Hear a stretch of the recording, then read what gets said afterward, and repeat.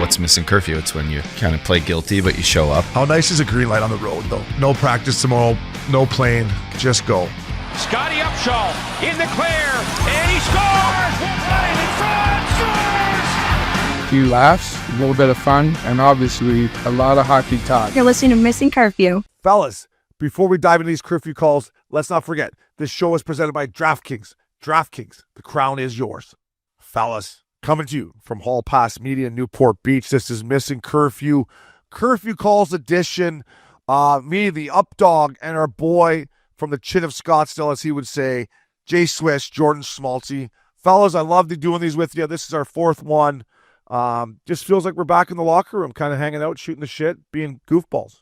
It is locker room talk. It's what got us to do this podcast in the first place. Very organic. Sit around the trainer table. For those of you that ever had the chance to play in junior hockey or pro hockey, you come in, first guy up on that table with the coffee, just nuts hanging out, get a little heat pack, fucking shooting the shit with the trainers on the daily news or what happened last night. But this is exactly what these are about.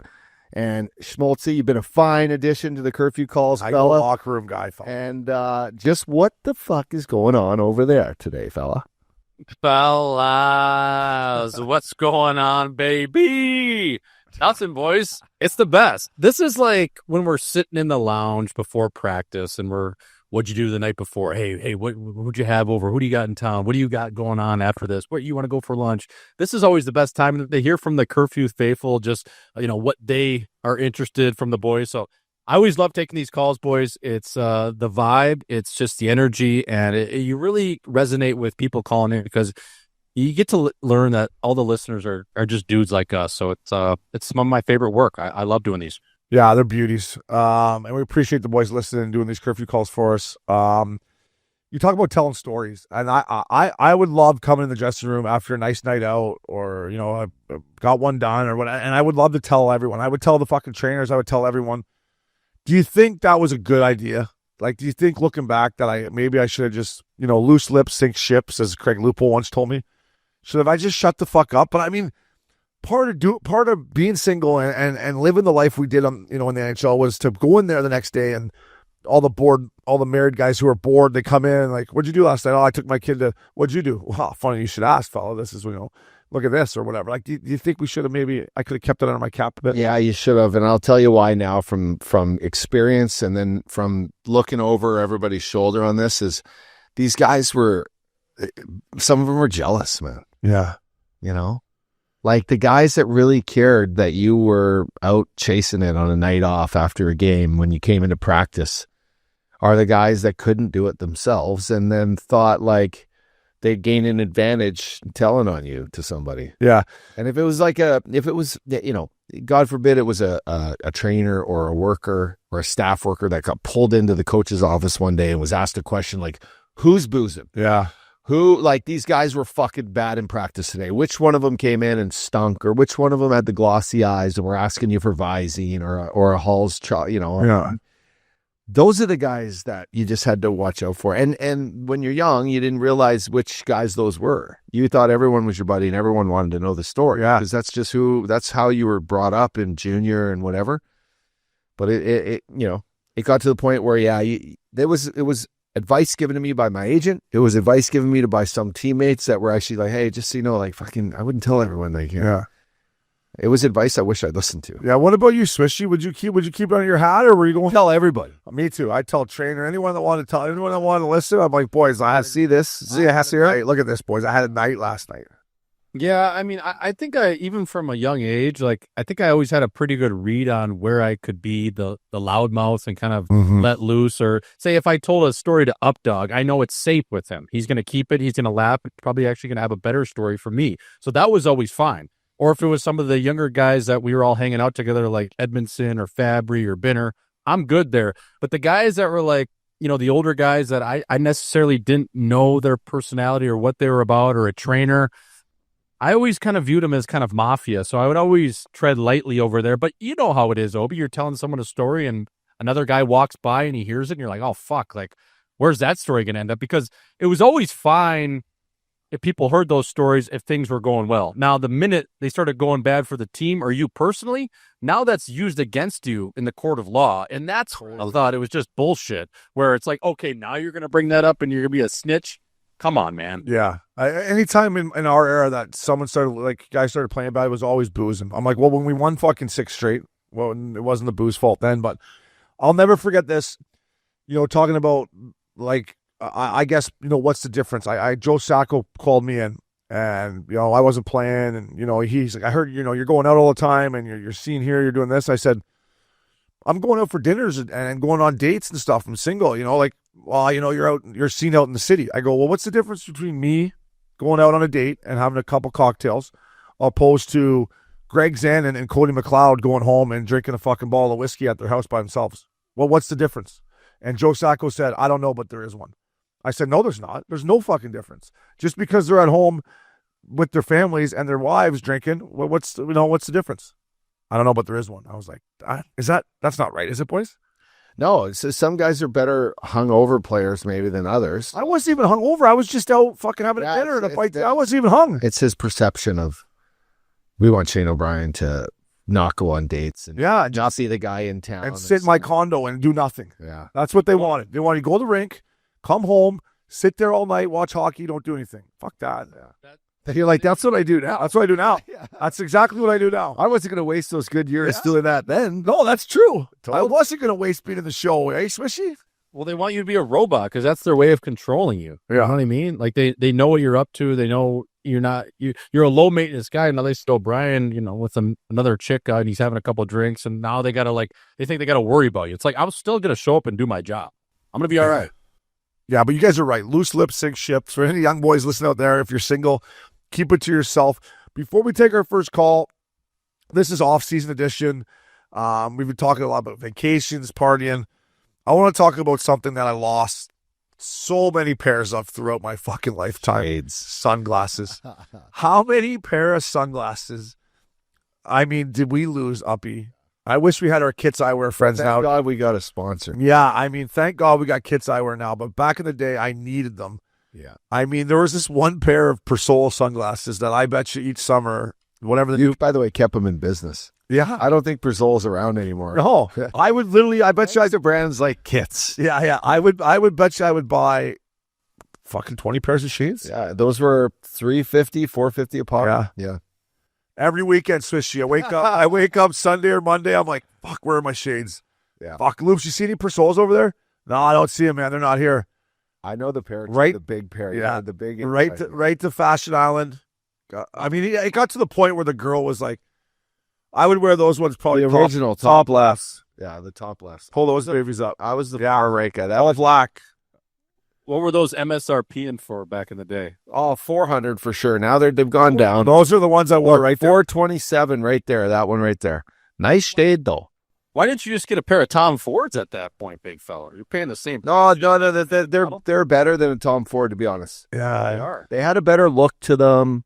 If you look at the arm on them there, it had that little that was. You could do a lot of you could do a lot of things with that arm or that sunglass. I'll tell you that right now, Swish. You could do By the way, it's a Swiss Army knife. That fucking thing there, bud. You ought to get Kits to look at that exact thing, and we should do it the Shane O'Brien.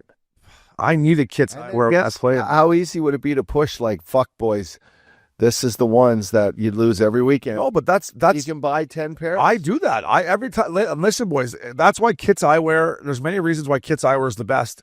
Their sunglasses, they look like Persols. They're fucking. I wear them all the time, and if you lose them, it's like, okay, let's grab another pair of Kits Eyewear. Like, you're not getting stung like an idiot O'Brien, for 400 a fucking week. Swishy was like, fucking.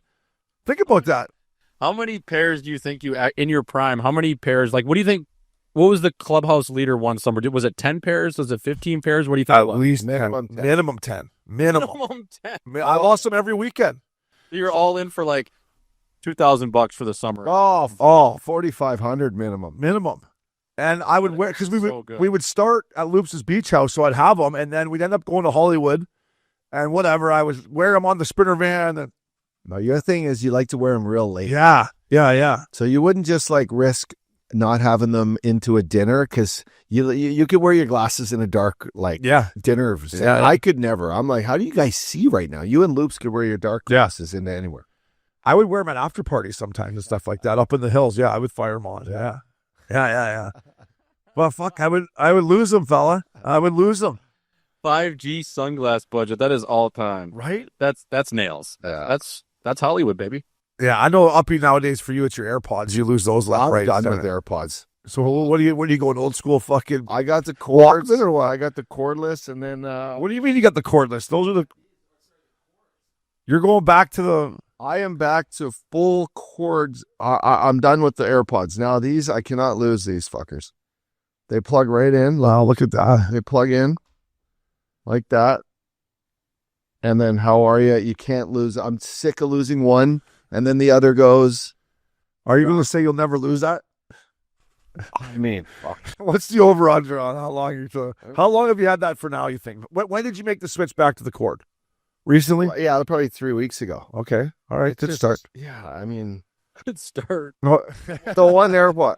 I lose everything. I lose I lose my shorts if they weren't fucking up above my waist. No, I think you lose a lot of stuff now because of you have kids and you're like when you were single back, when we were rocking and rolling, I don't remember you losing a whole. You were pretty.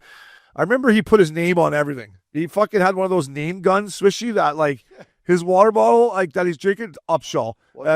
Yeah, that was from my trainer because he'd do that because it was 3 of us. We just leave our things there, and sometimes I'd take it home with me. But like there was other stuff like Updog. Like, he put his name on everything. Like there'd be like a fucking beer cup Updog. He put his like stuff. I do remember that. I should have did it to my nice Johnny V jacket that I saw TD wearing at the event the other night. Where I'm looking at him, I'm like, that is my jacket. He's like, what? He's like, no, it's not. I spent $2,500 on this. I'm like, watch this. I pulled up a picture of me with the jacket on. I go, the same pleat, same everything. I go, let me try it on. He lets me try it on. It fits perfect. I'm like, should have put my name on. No way. Yeah, it looked good on him too. Wow, he was moving well at that point. It looked good on him. Swishy, are you? Do you lose shit? Are you pretty locked and loaded?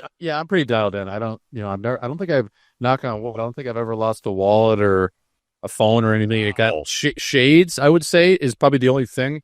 I always would. A couple pairs of Tom Ford shades I lost, and that would always sting me. But that's just like cool farty stuff. But Yeah, go ahead, Swishy. Go ahead. No, I was just gonna say I'm pretty dialed in usually, man. I keep it tight. That's a strength, man. If I could tell my kids one thing, it'd be, man, try not to lose your shit all the time like me. Like, it's like fucking painful. It's stressful. Yeah. Well, what's worse to lose, your wallet or your phone?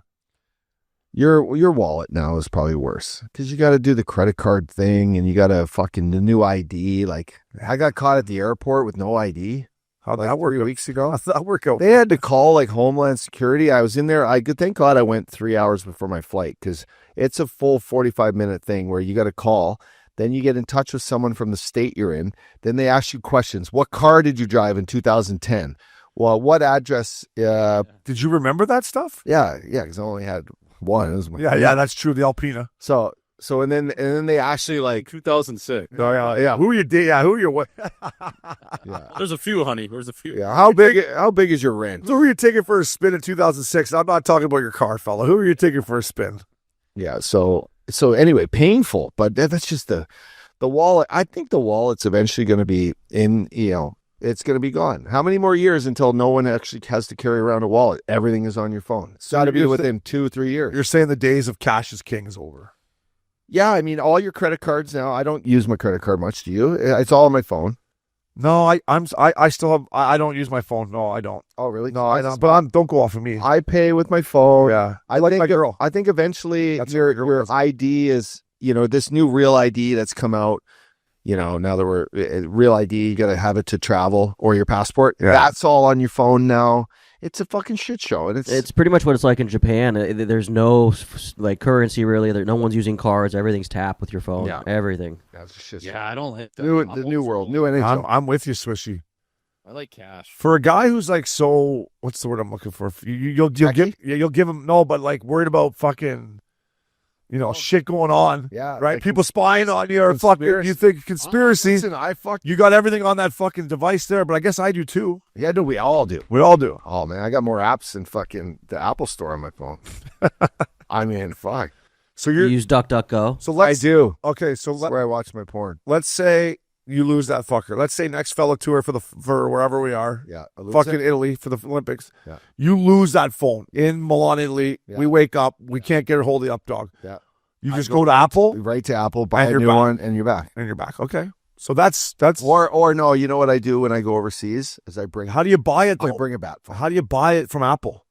You go right into That phone. you go right into Apple and you buy a new phone. But you don't have your credit card to pay it or cash. Everything's on there.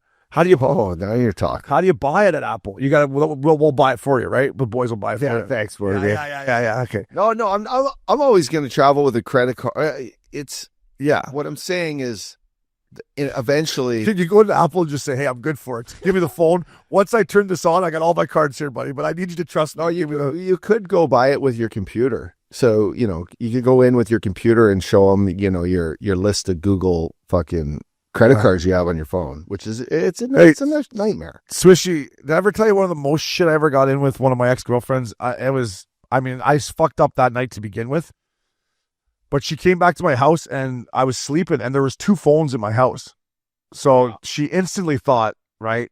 Like I woke up to blows. And I'm like, who's fucking, and she finally, I'm like, get out of here. I can fucking get, like, what the hell? Like, come on, let's fucking, I didn't do anything. And then she finally storms out. I'm like, who the fuck's phone is that? And then I get like a message from Uppy's iPad, like, oh, I'm up talk. I think I left my phone at your fucking house. And I'm like, this is years ago. I'm like, how did you say? Oh, I messaged you from my iPad. But yeah, bring my phone back. I was like, well, just so you know, so-and-so thought it was someone else's phone. But I mean, I was already in shit anyways. But you were always ahead of the game with that stuff. Like, Yeah, you were messaging me from your iPad when the iPad first came out. And you're like, oh, I don't have my phone, but on my iPad. I was like, how do you do that? I'm still not perfect with that stuff. Well, yeah, with the iPhone, with the iWatch, for those of you out there living on the edge, living in the fast lane, heads up with the iWatch. I've heard nothing but bad things. Heads up with the iMessage. Exercise the maybe delete all button on some of your devices when shit goes wrong. I still don't believe in iCloud for that. I don't even. That's the I one won't thing. use it. I don't understand the iCloud. You don't have an iCloud? No, I won't use it. Smart. No, I don't want my shit all over the place like that. Even still, though, like you have a MacBook and then you have your messages pulled up, and people get curious. Yeah. The curiosity sets in, eh? Sushi? Well, why is there 174 notifications on your MacBook for your messages? I'm just gonna take a peek at that. See what it looks like. Nothing's good coming. Unfortunately, we live in the era where, like, if they want to find something, they're going to find it because it's like too easy for them to just Google, like, how do I find my boyfriend? There's nothing good at looking at anyone's phone ever. Like, for any young guy here, if you're dating a girl or whatever, don't ever look at her phone. Like, just trust your gut. Like, if you think she's running around, she's probably running around. Move on. Like, you're gonna find something in there that's, I mean, I remember one girl I was dating went through the phone. It was a group text message of me, you, and Up and Loops. And like, we were just being boys. And she's like, really? This is how you talk to your friends? And I'm like, yeah, it's not like it's our friends. It's fucking guy talk. That's why you're not supposed to be looking at it. You're like, really? You said this? Really? This is what you said? Something about you probably pounded some girl or something, right? Like, how long did you take her for a spin? Was she good? What'd she do? And you're like, oh yeah, I flipped her over and fucking put her in the sex swing or something. But I just don't look at phones, eh? No, you shouldn't. Yeah. All right, boys. Sunglasses, Kits Eyewear. Check it out. Promo code curfew. If you're losing them all summer like the Holmes did, they'll fucking send you a couple more pairs for a lot less than I was paying for them. So, KC, let's start her off with a call, fella. All right, boys, we got a quick call coming in here. Listen up. Here we go. Fellas. Tommy Two Guns here, hailing from the great state of Texas. My buddies and I were recently talking, and we were all in agreement. The only thing better than watching your boy successfully wheel a bird or him telling a story of him getting laid is watching him just get rejected at the rim trying to talk to a girl at the bar. Walk over, try to spit some game, and he just botches it. We've all been there. So my question for the fellas, during the playing days, in the show, junior, high school, any good stories from you guys just trying to spit game and it going south? You, your buddies, anyone, anything you got. Absolutely love the show, fellas. Richie, Swish, epic additions. Just keep trucking, boys. And the Madrid airport is still on the fucking milk carton. All All right, boys. Tommy from Texas. Tommy, two gloves or two guns? Texas, two guns. Yeah, Republican state. Eh? Tommy, yeah, good one.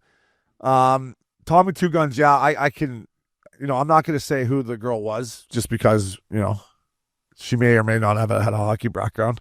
We go Lollapalooza for Chicago, and we're coming in for the weekend, and Swishy, I'm throwing the kitchen sink at her. The entire weekend, fella. Like the Friday night of the dinner, the next day I'm doing getting the drinks. I'm going all in to where the boys are kind of looking at me like, fuck, Obes, like kind of maybe play a little bit hard to get here, but I was just like, I got I obviously liked her, and I was like, I gotta get this, I gotta get this done before I hop on that bird back to Santa Ana. And then finally the last night we're at like Avicii or something like that, and I finally just like, fuck it, I've had enough. I'm not gonna do anything anymore. And Loops goes, don't quit now, Obes. Don't fucking quit now. I'm like, what? He's like, you can't stop now, buddy. I was like, fuck this shit, Loops. He's like, oh, but you can't stop now. You've been fucking trying for 3 fucking days. You gotta keep going, fella. Keep going. And, I never I never got the mission completed. But Tommy, two guns, I threw the kitchen sink at this. Yeah. And in my defense, she's a rocket. Yeah. But fuck, she had me like just like this all weekend. Like a fiddle. She's just like this, fella. She had me. Yeah. You threw a message to Kate Upton too, right? I did throw a direct message to Kate Upton on X. Hey, I'm in town to play the Rangers. Let me know if you want to go to the game. Those are from fucking left field. She read it. We've all done that. Yeah, she read it. I was in Montreal at the Four Seasons. We were playing the Canadiens the next day. I'm walking to the hotel elevator from my floor. It opens. As it's opening, I look back. I got Alex Steen. He's got this full top row of teeth knocked out. And he's like maybe 10, 15 steps back from me, right? So as the door opens, I'm going to hold it for him. And I look in, and there's Charlize Theron fucking dressed up like 12 out of 10. She was one of my favorites. Winter jacket on, like hair kind of slicked back. And I just kind of looked at her, and I was like, got a boner? I was like, hi. And I quickly look out. I look at her, and I'm like, I'm just gonna hold the elevator for a sec for my friend who has no teeth, and he's coming up So she kind of laughs, and then he comes. I'm looking out the elevator. I'm like, get over here, right? And then so as we walk in, I'm like, hey, and then what are you doing here?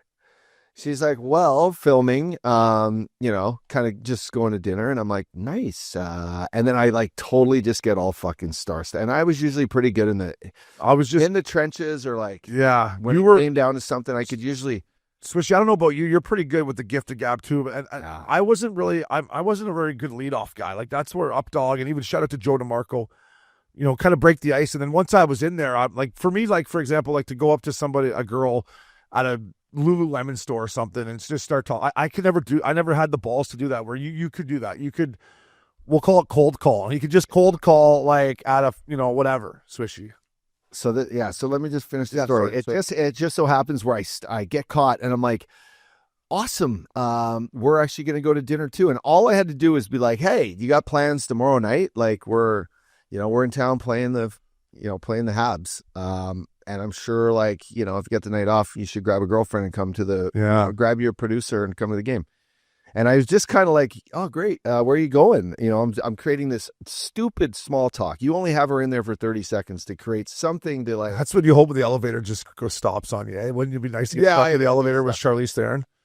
So, I mean, I fumbled it to the fact where, like, as we got off the elevator and walked through the lobby, all the guys were there basically ready to go to dinner, and they're all looking at me behind, like, her walking out, kind of saying, all right, well, see you later, nice to meet you, kind of thing. Yeah. And they're just like, and I'm like, oh, I fucked it up. Like, I completely fucked it up. And Steener's laughing, and I'm just more like, it was disappointing. I mean, the fact that he even tried to spark up a conversation, I think, to me, Swishy, is a hell of an effort, no? Yeah. Nothing wrong with striking out with Charlize Theron. Look at that. I mean, look at that. Play fair. You're there for a reason. It's top now. Yeah. Right? Oh, it's like you got to try to strike. She was the top 5 for me growing up. Like, for sure. Yeah. And Billy Bob Thornton, 2 Days in the Valley. She gets absolutely just he goes to town on her. Great scene. Great sex scene back in the day. 2 Days in the Valley of Bob Thornton. Wow. Billy Bob. There you go. Billy Bob Thornton had a lot of good fuck scenes. How about Monster Ball when he tees off on Halle Berry. Yeah. If you're in a pinch, boys, you're trying to rub one out. That's a pretty good scene, Swishy. 100%. Just saw yourself off. Why not?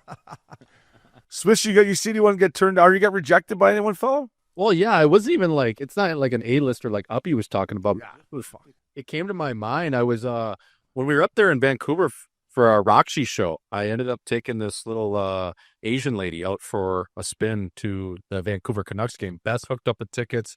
I had her meet me right at the Roxy after the show. We got in an Uber, went to the game. We get into the game. We roll up right to the drink stand.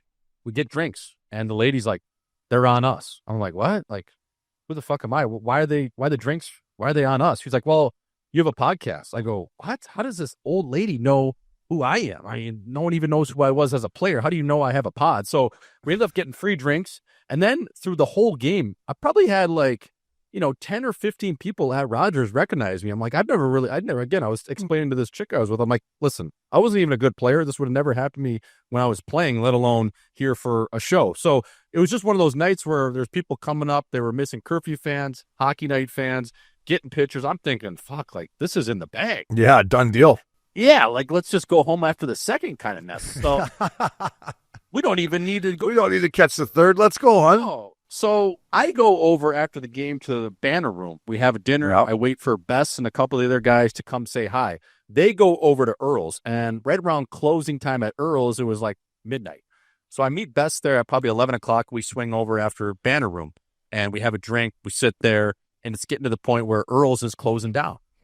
So I'm like, okay, I got you a car from the chin of West Vancouver. What do you want to do? Should we go to the Roxy for one? It's country night, or do you want to just go back to the hotel? She's like, well, I'm going to go home. I'm like, I put in all this work for that. I'm like, oh, well, I'm not going to beg you to hang out with me. I don't really care that much. So she ends up stiffing me. She was a nice girl, but she stiffed me after all of that work, which, it is what it is. And then I go to the Roxy, I buy back in, and I actually end up getting something else done, Obes. But I couldn't believe it where everything was going so well, and especially at the game, I was getting recognized, and you know what? She just didn't even care. She stood me up just like that, man. It was here's thanks for the fuck shack, Dirty Mike and the boys.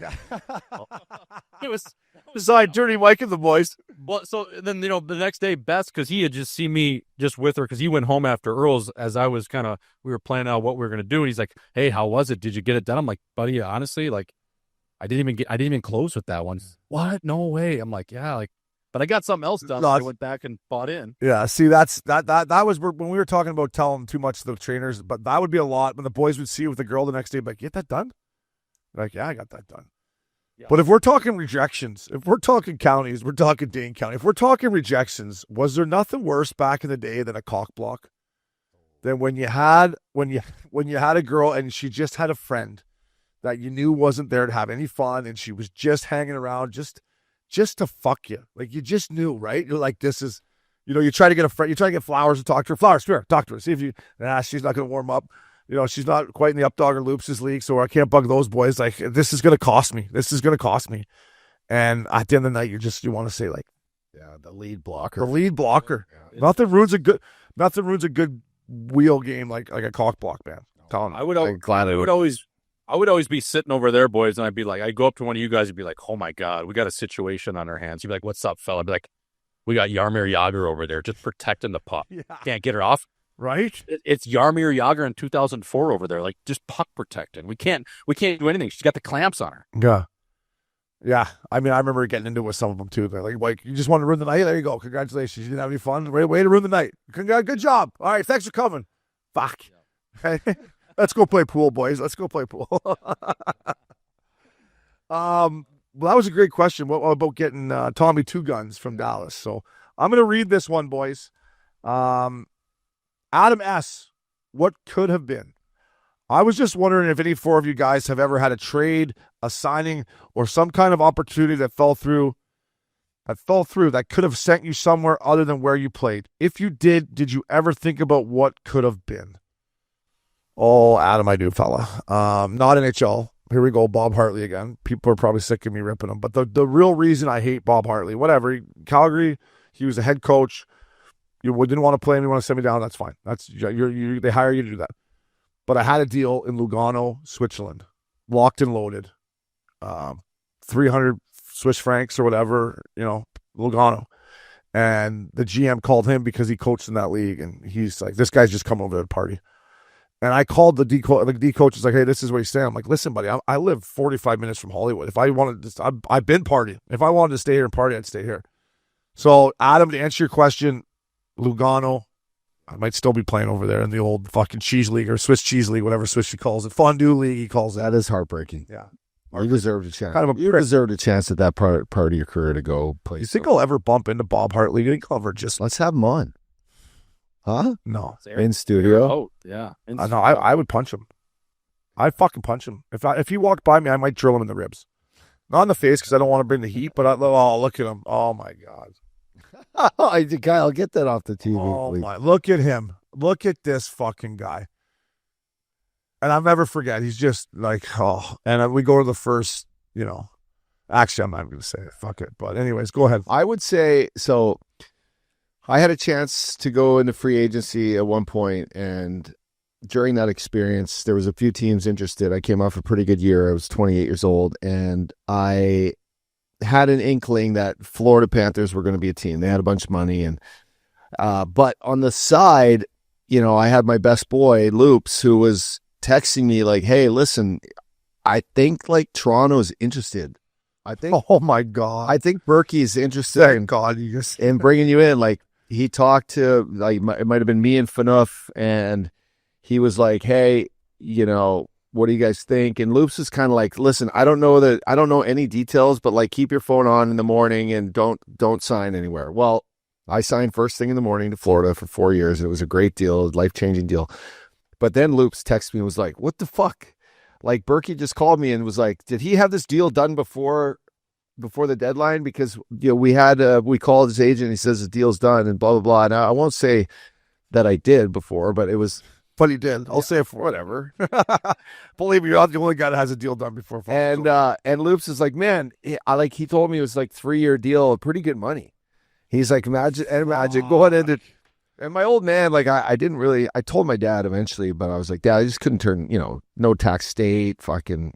it's the point of my career. I think I deserved like a good opportunity somewhere. But Toronto would have been epic just because I'd never played in Canada. You know that. I would always love to. That's why I was heartbroken when Edmonton didn't work out. But to go into TO, that point of Lupul's career too, he's an all-star every year.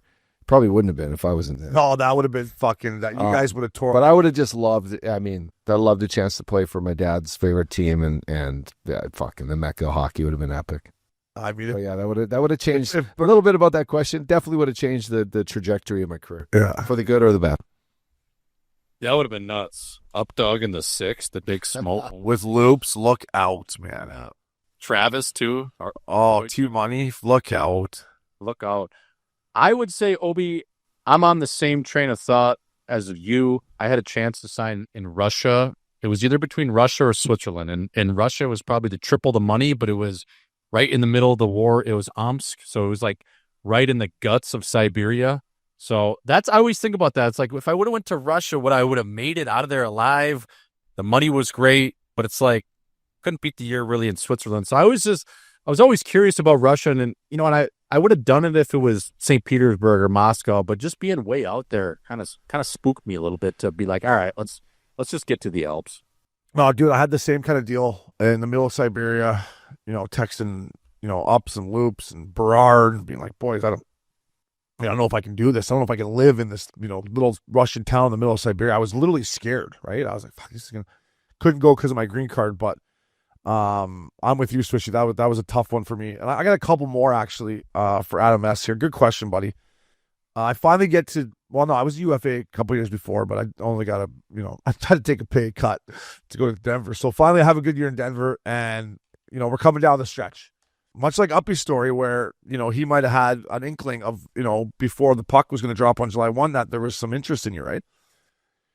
So whatever. I'm like, listen, I really believed in what we were building in Colorado. I believed in Ryan O'Reilly. I believed in Gabriel Landeskog. I was just like, I love the city. I'm like, this team's going in the right direction, and I want to be part of it. Like, so they made me my offer, 3-year deal. I can't do a no move, can't do anything other than that. And then I'm like, all right, well, what's the other team that's in the mix as of right now? He's like, the only team that's in the mix right now, my boy Jay Feaster. He's like, Calgary. Calgary's offered you $500,000 more, and they'll give you a no move. And I said, okay. I go, who's the coach of that? I'm in Cabo with you and Lou's playing Diamante. I go, I don't know who the coach is. I go, who's the coach of that team? Daryl Sutter? He said, no, Bob Hartley's the coach there now. I said, fuck that. I'm not going up there. I know that prick's going to hate me.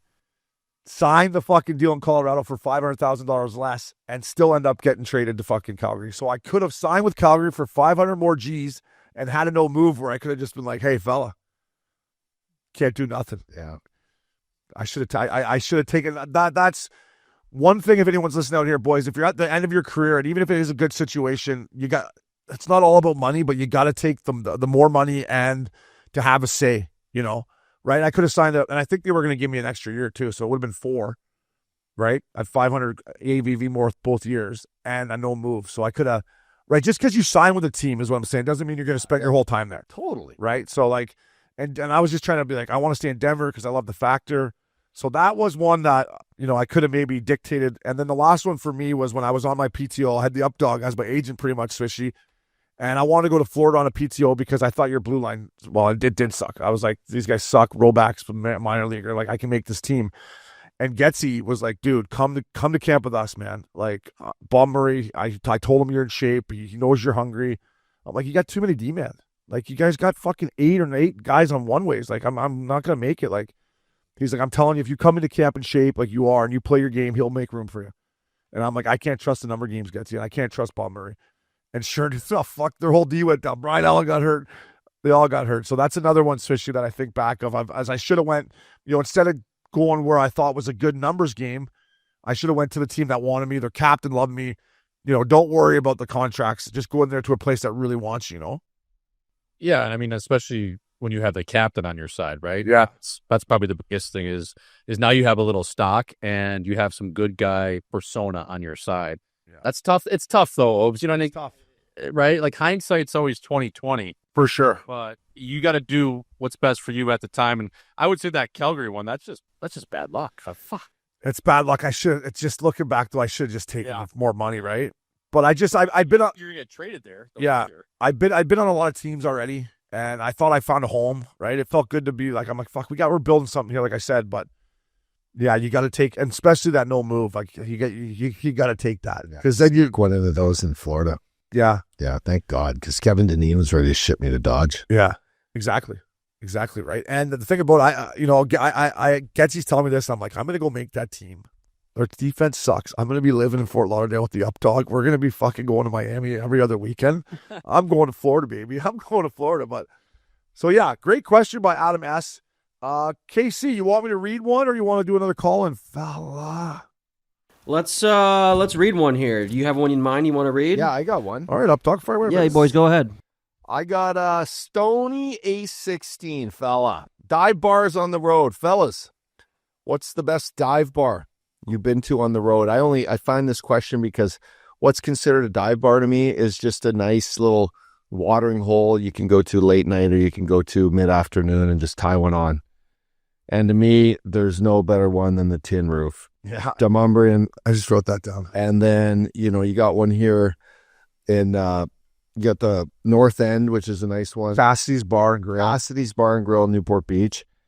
Hogs and Heifers was one old school one. That was in that was in Chelsea back in the day before it was built up in the meatpacking district in New York. All the old guys took me there. It was just grungy, bras and panties everywhere. The old saloon there is a nice one in Scottsdale. Used to ride my motorcycle there. I know, Schmaltzy, that's a little, the Dirty Dog Saloon there, fella. But yeah, boys, those to me were ones that, you hit the road and settle up shop, get a little fucking high top. And just do some damage. Yeah. Swish? You ever hit the Lodge, boys, in the Gold Coast, right in the chin of Chicago IL? You go in there late night, you can throw the peanuts on the floor. It's grungy. Oh, man, it stays open until about 5 a.m., and it's right on Division Street. And it's one of my favorite bars. I hit it every time I'm in Chicago, but it's the Lodge, and then there's actually Dublin's, an Irish bar. They close for 45 minutes between the hours of 5 and 6. So that's right there, right in Viagra Triangle, kind of right just on the north side of there. Beaumont's is another one right in that area.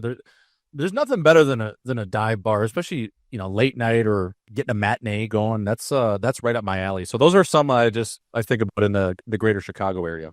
When we're talking Chi-Town, I went to one place and one place only, the Tavern on Rush, fella. That was my go-to before dinner. Then I would go back after dinner. I just loved it again. I know, I loved it. The bottom floor or upstairs floor of Tavern on Rush? Was it the bottom floor you go in? The bottom. Yeah. Yeah. So they just reopened across the street. It's not the same building, but it's actually in the Thompson Hotel up here where the Blues used to stay. So it's right there. It's not the same feel. I've seen it. I've been boots on the ground. You can't beat the old one. Up dog, I got it much like you. Elbow Room was a staple of mine when I went to Florida. Tin Roof, obviously, but if we're talking the best fucking dive bar in the league, it's the Roller. It's the Roxy. I mean, it's if you want to put up where it's just greasy and there's live music, but there's tons of trim, that's the spot right there with Spoon standing out front. That right there Spoonsy is the best fucking greasy spot in the league when I played. I'll never forget when you looked at Spoons and said, "You're still alive." COVID didn't take you down, Spoonsy. He's like, "Oh, no." I couldn't believe Spoonsy was alive still. I thought he was fucking that'll just show you a good immune system. Spoonsy's been living fucking, I thought COVID took him for sure. But the Roxy Cabaret, I think, is the best dive bar in the league, right? It's not a club, it's a dive bar. Yeah, whatever's greasy can be considered a dive bar. Yeah. There's a lot of good greasers in Buffalo too. Gabe's Gate is one that has really good wings. Labatt Blues on ice. Buffalo, I mean, that whole town is. I can't wait to go to Buffalo with you boys. How about Milwaukee? Milwaukee McGillicuddy's back in the day. Yeah, McGillicuddy's. Then you got. We used to call it McGillicuddy's. We get so many things in there. But if we're talking Tavern. If we're talking minor leagues, Pachenko's just over when we were in Cincy, just over in the Kentucky, over the Ohio River in Kentucky. Pachenko's great on Sundays. Nice. And you talk about the whole team. I mean, our whole squad would be there and fucking drunkest guys in the bar. Pachenko's, they always go, you gotta go. We're like, it was unbelievable spot. Pachenko's, baby. All right. Tin Roof, though, is a fucking Tin Roof is the best. great bar, too. Hey, that spot we were sitting there in Montreal was pretty good with Coop and the Real Rocket. Oh, yeah. What was that called? It was either Izzy's or Iggy's. Iggy's. Iggy's, yes. Yeah. That was a good spot in the basement. I'll tell you who likes a good dive bar is the Coop. The Coop loves a good dive bar. It makes you love them even more. But there's nothing. I was a big club guy, in my heyday. I loved going to clubs, but as I've gotten older and looking back, maybe I should spend a little more time in bars. Right? You got a little bit better people. Totally. It's not quite just a little bit easier on the wallet too. So, but I'm going to say the Roxy is the best fucking. Had some nights in there, ups. Had some nights. Casey, what do you got, fella? All right, boys, we're going to do a call-in, and this is a little more geared towards goalie questions and goalies you played with, so listen up. Sup, fellas? It's your boy Buster down here in the chin of Lawrence, Kansas. I'm from Minnesota, but I'm down here for school at the moment. Looking forward to the summer to listen to you guys while I'm working, but I'm a big goalie guy. Grew up playing goalie back in Minnesota. I was wondering, which goalie have you played with was just the funniest guy? I'm sure, a lot of these pro goalies are pretty strange, but which one of them was just an all-time guy? Go out, have some beers with you guys, have some fun, all around great guy. Anyways, love the pod. Keep it up. Good one, fellas. I didn't quite catch his name, but we also did get a write-in from a Jonah Wingsness, and he asked a similar question: which goalie is the biggest fella / beauty in the league? So yeah, goalies. He's in Lawrence, Kansas, KU, where Joe DeMarco went, and I actually went to a basketball game there last year. Great. If you're ever looking for a college atmosphere hoops, it was unbelievable. But thanks for the call-in, fella. I'm going to say the weirdest goalie I ever played with. You played with him too, Brizgalov. I mean, sat next to him for 2 years. Briz was one of the weirdest fucks I've ever. I mean, I liked Briz. He'd always steal my chew though. Like he would take the world's biggest chews and never pay me back. And if you're talking minor leagues, Freddie Kasivi was our backup goalie that year. Freddie Kasivi was an unbelievable guy. And then all-time beauty for me, listen, I love Roberto Luongo, but Bobby Lou wasn't going to come out for drinks. But I love seeing Bobby Lou at the rink. I love playing poker with him on the plane. You just wouldn't see him away from that. So for me, it's Pekka Rinne. Pekka Rinne is the best goalie that I've ever played with when it comes to going out and having a time and being one of the boys and just loose. And so it's Pecs for me. I'd go old school. I go back. Jose Theodore was just a stud. yeah. Like, you talk about a guy that kind of figured out how to be an absolute pro and a legend. Like, he was hanging out with, back in the day, he was clipping at an astronomical rate, some high quality stuff back in his early days. And he would share like kind of those living lessons. He had 6 suits, sick car, the whole thing.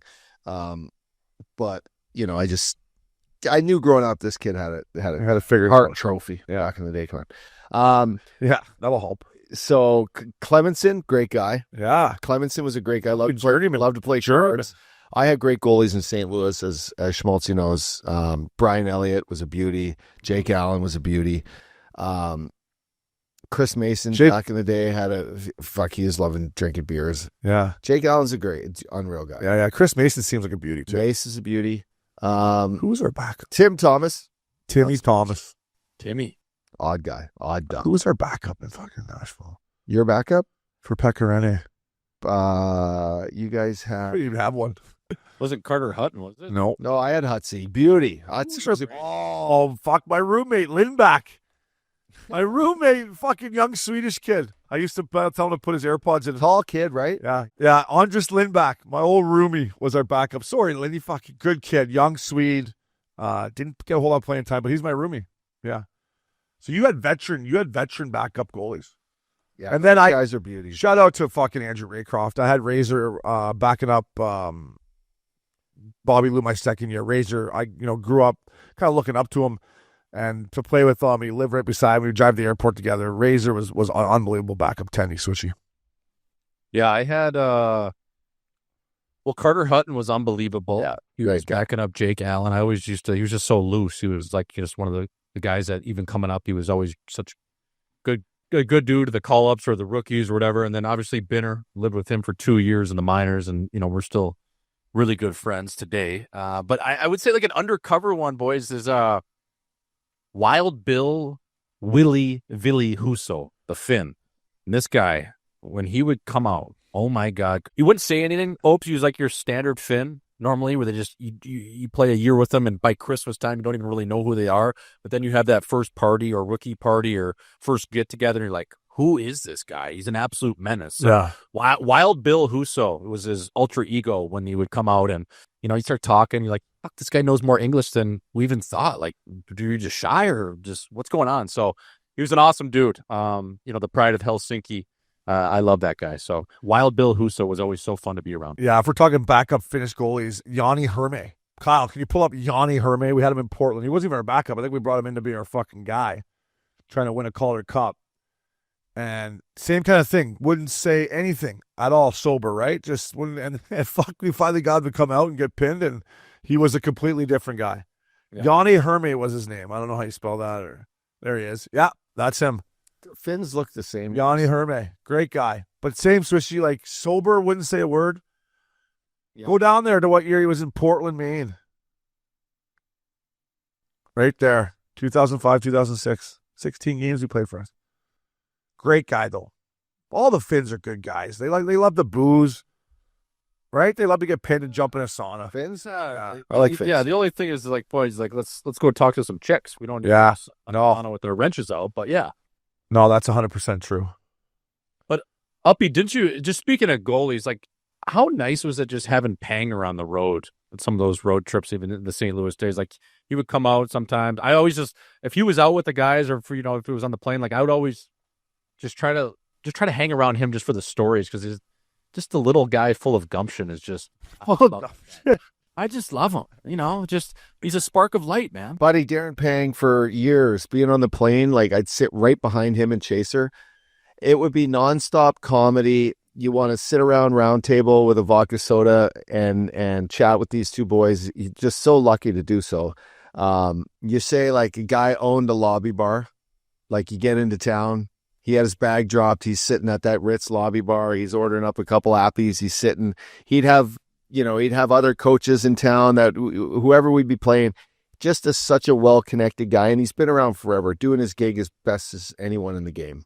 He calls such a good game, and we're blessed to have moving the needle. He cooked that deal in Chicago and moved the needle for what guys are making doing his job too. Big time. Didn't want to leave St. Louis, but need more of the guys that have a little spunk to the game and provide insight and have their own personalities, right? Yeah. A lot of it's not so perfect. No, it ain't perfect. Goalies get a lot of jobs after, right? There's a lot of goalies that get jobs, right? Weeksy, Bobby Boucher, the water boy, Gatorade, Brian Boucher, right? There's lots of goalies that get some good gigs. But I love Panger for many reasons. You brought him out to Big Canyon, and I just assumed he shipped his clubs in because he was getting up and down from everywhere and stuffing these irons in here and just fucking filleting this little wedge over here. And I'm like, so what, you just bring your clubs on the bird or ship them in? He's like, no, these are rentals. I just grabbed these. I'm like, what?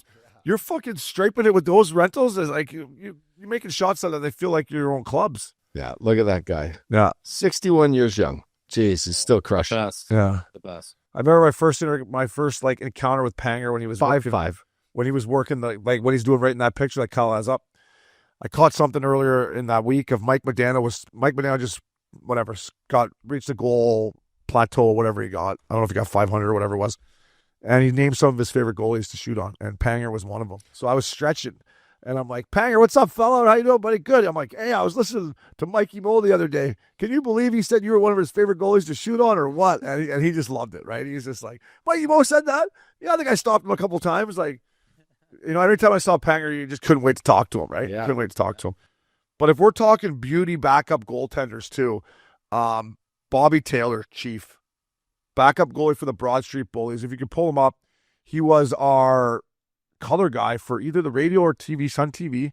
He's on the plane, and if him and Phil Esposito, they would sit at the front of the bird. Phil was so Chief was color for TV. Phil was there he is. Look at Chief. Look at that tan. Look at the older picture of him. Oh, yeah, he's kicking there. But Those are the best blockers in the game. Someone's wearing that blocker right now, actually. yeah, Aiden Hill. Aiden Hill. Yeah. Click on him there. Yeah, look at that tan. Always had a great tan, right? And I would just go up there as a young kid and just listen to him and Phil Esposito talk. And he'd tell me stories about the Broad Street Bullies. And have you ever watched the Broad Street Bullies on HBO? Yeah. Yes. When their bar burns down and they wear the black fucking stripe around the practice jerseys? I'm like, that is fucking hockey. That is hockey. I mean, that's heartbreaking stuff, too. Imagine. Yeah. Imagine your watering hole burned down and all the boys, now they had to go home instead of to the... Yeah. Right? You gotta go to their wives. Yeah. Yeah. Shit. Or to practice. Those eras, we talked about our era, but those eras, like my uncle played in that era, and my dad would go down there and visit him, Boston and Minnesota, and after practice, the whole team would go out for lunch and drink all day.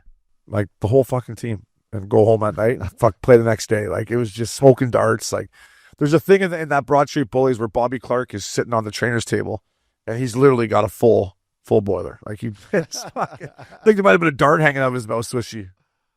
Dude, that documentary, you just brought up such a good point. Their bar burns down and they're wearing a patch for it on their jerseys. Yeah. Like, you can't make that up, man.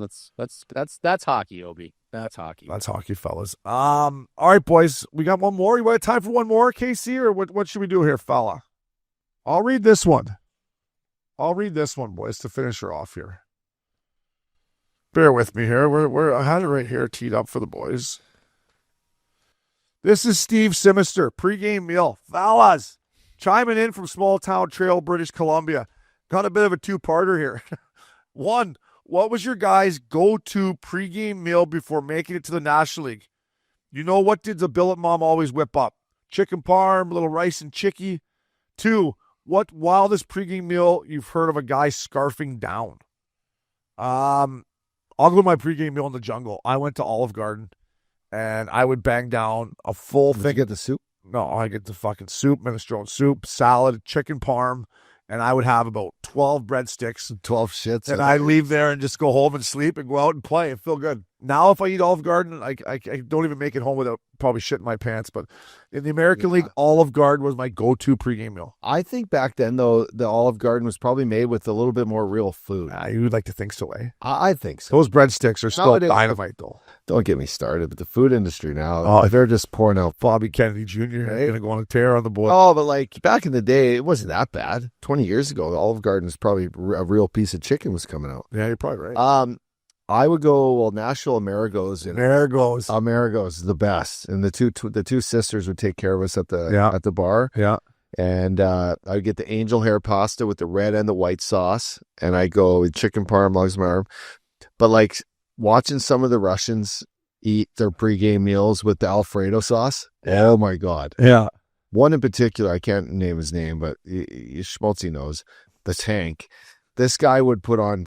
It would just be 3 chicken breasts, salad with only cheese and ranch sauce, and then just like the biggest bowl of Alfredo pasta you can imagine. Yeah, but he can move out there. But that's a lot of calories. Yeah. How's your pregame? Yeah. So, and then just ice cream with fucking sprinkles, and that was the best. I used to bring the ice cream up to the elevator and then bring it into my room, lay it on my nightstand, get undressed out of the suit, fucking jump in the fart sack, throw on ESPN, grab the ice cream. It's a veteran move. Yeah. Yeah, I was a suitcase, so I was all over the fucking place. But I would say, like, in St. Louis, we would go to that Cafe Brio. Remember that place? Yeah, of course. In front now, from that hall, yeah. I'll go there. I would, similar to Uppy, just get some, I would get like the angel hair pasta. Oh, it's a little lighter, eh? And I would get like a vodka cream sauce with that. And then I'd get the chicky parm, long as your arm, maybe a Caesar salad to start. And then my big thing was when I would get back to my place, I would have the ice cream sandos in there. And I would have one of those because that was kind of my pregame I learned from my college days at North Dakota. They would always give us the ice cream sandwiches afterwards. So I banged down one of those. And then whatever, if you tug or whatever, then you just shut it down for 2 hours. And then you wake up. And I was always like a little snack guy too. When I was waking up, I'd want to, either have like a protein bar or maybe a smoothie or an acai bowl and then head to the rink with a little coffee and we're ready to go, baby. So I'll tell you what, we talk about missing stuff. There's nothing like an NHL road spread. When you come into the old, Four Seasons or Ritz-Carlton or fucking Weston, as Bully would say, and that spreads up the chicken and everything. It's just like, I do miss those. I do miss sitting down, having a nice pregame with the boys, going back to your nice bed and having to shut down and getting up and know you're going to play a National League game. I do miss that, boys. Before we wrap, I told you the story about when Randy Carlisle, I hit him with my M&Ms in my pocket. My rookie year coming off the bird swishy, I put my M&Ms in my pocket. I was walking on. I hit him the next day. Like, hey, I heard your M&Ms rattle around in your pocket there when you walked on the bus, O'Brien. I was like, fuck. Fucking rookie move. So, Swishy, you the man, brother. Updog, thank you. Thank you to everyone that called in. And thank you to Kyle, Casey, Conway, Max, Ice Pick, Pickup, Hall Pass Media. That was Missin Curfew. Fellas.